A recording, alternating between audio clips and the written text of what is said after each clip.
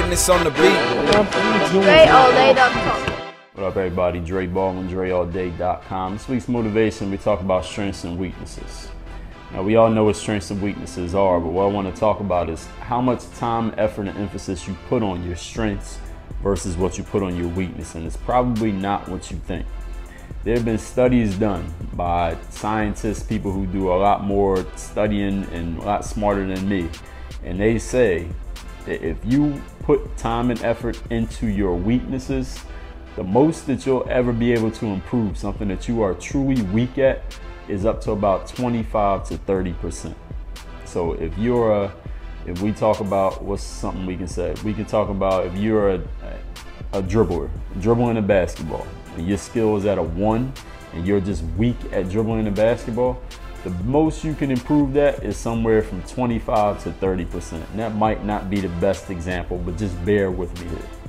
If you focus, as these researchers said the same thing in the study, they said, if you focus on your strengths, you can improve a strength from between 150 to 300% when you focus on something that you already have some type of natural inclination to be able to do.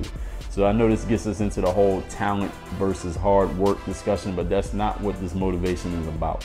So that's not even what I want to get into in this video. We've gotten into that in other videos, and I'll probably get into it in a different video in the future. But what this one is about, and what the point that I want to make with this weekly motivation is this.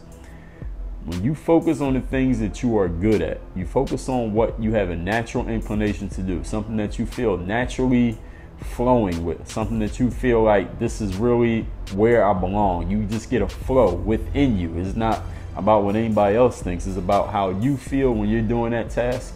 Those are the things you should focus the most on, because those are the things you have the most upside potential for. You always hear basketball analysts talk about upside. You have upside for that thing. You can get much higher focusing on things that you have a natural inclination for than you will struggling on things that you're not that good at. And if any of you ever listen to business people or read things that people talk about business, you know that there are no human beings who are great at everything, right?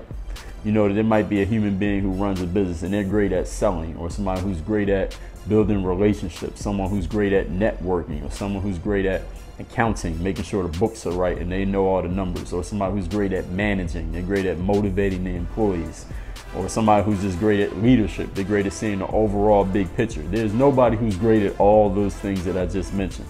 So how does a great business person manage to put together a great business? They take the things they're good at, they focus their energy and efforts on them. And what do they do with the things they're not good at? They go find people who are good at those. So if you're a great leader and you like seeing the overall picture, and you're also a great salesperson and you're a great motivator, but you're terrible at keeping the books, you're terrible at networking, you're terrible at building relationships with other businesses, you go find people, bring them into your company who are good at those things, so they fill the gaps. They do the things you're not good at. So if you take a person like, even on a basketball team, you got someone who's a great scorer, but they play in the post, so they're not that great at dribbling the ball up the court, and they're not good at shooting threes.